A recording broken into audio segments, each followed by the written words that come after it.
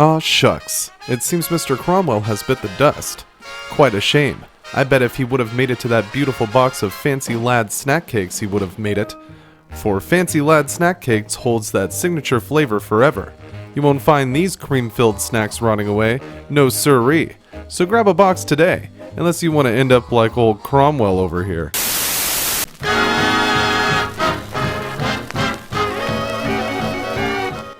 The Wasteland and the Fallout series can be a wild and unforgiving place.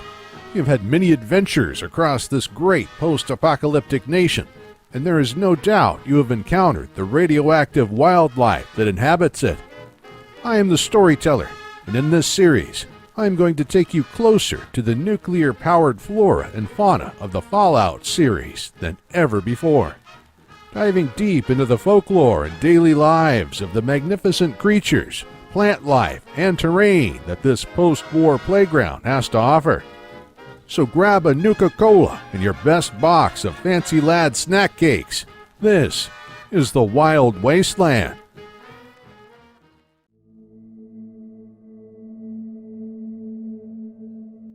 Ah, Diamond City, Edna, the great green jewel of the Commonwealth. Yes, we could stop for some noodles before we leave. Don't worry, I have my eyes on those bad boys too. Don't forget though, Edna, we're here on a mission. Rumor has it, a fellow by the name of Hawthorne has the largest population of cats you can find in this house here. Most of the information I have seen about cats in old holotapes suggests they were gone a long time ago. That simply isn't the case. Reports of cats in the wasteland go all the way back to 25 years after the Great War. Different breeds of cats were seen wandering the post-war hellscape, hunting for food and finding shelter in the shells of buildings. It's not hard to believe that cats have survived this long on their instincts alone. After all, we're dealing with one of the prolific predators in the animal kingdom.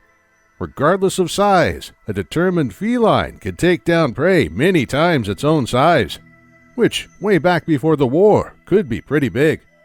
Some pre-war cats were as big as a highwayman, and sometimes just as fast. It's strange to think that these small, domesticated furballs have pre-war ancestors that could rip a Brotherhood soldier in half. It's usually the other way around.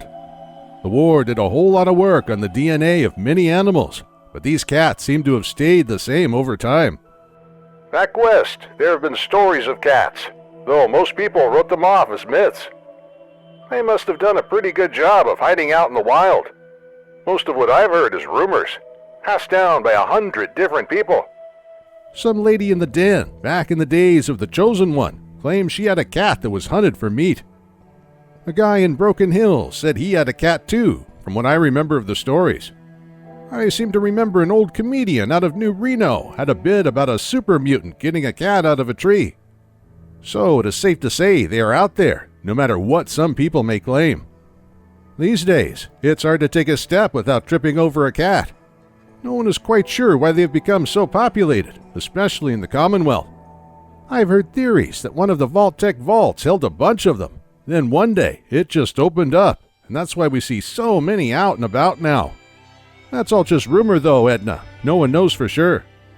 The cats of the post-war live off the land better than they ever did before. Of course, we can still find them populating settlements and staying close to human companions.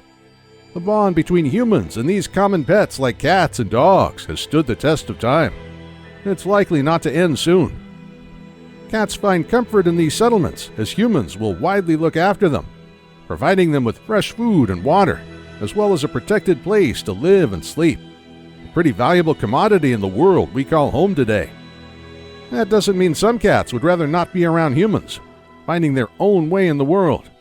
Cats who choose this life in the wasteland would find themselves calling on primitive instincts to hunt for food like radroaches, mole rats, and birds. A task the cat of the post-war world is equipped to handle.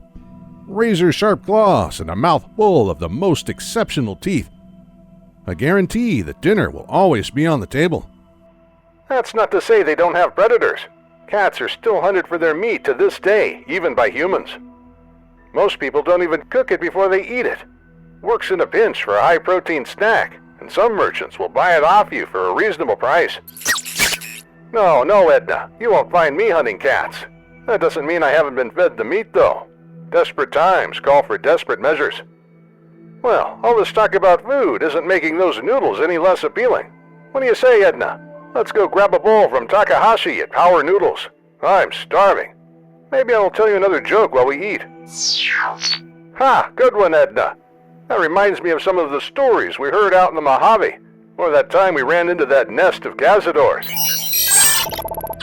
I will never forget it either, Edna. Those big wasps packed quite a punch. We were woozy for days after that little run-in. You know, Edna, the cazador has quite a unique story. One of the most exciting origin tales in the wasteland. But that, Edna, is a story for another day.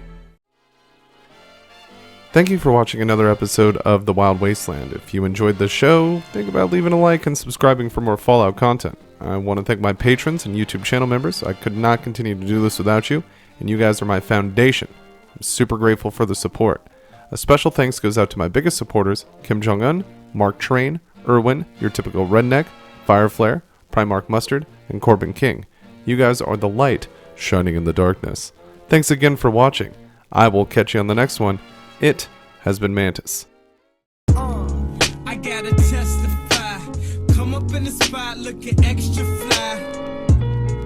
For the day you die, you gon' touch the sky. You gon' touch the sky, baby girl. Testify. Come up in the spot looking extra fly. For the day you die.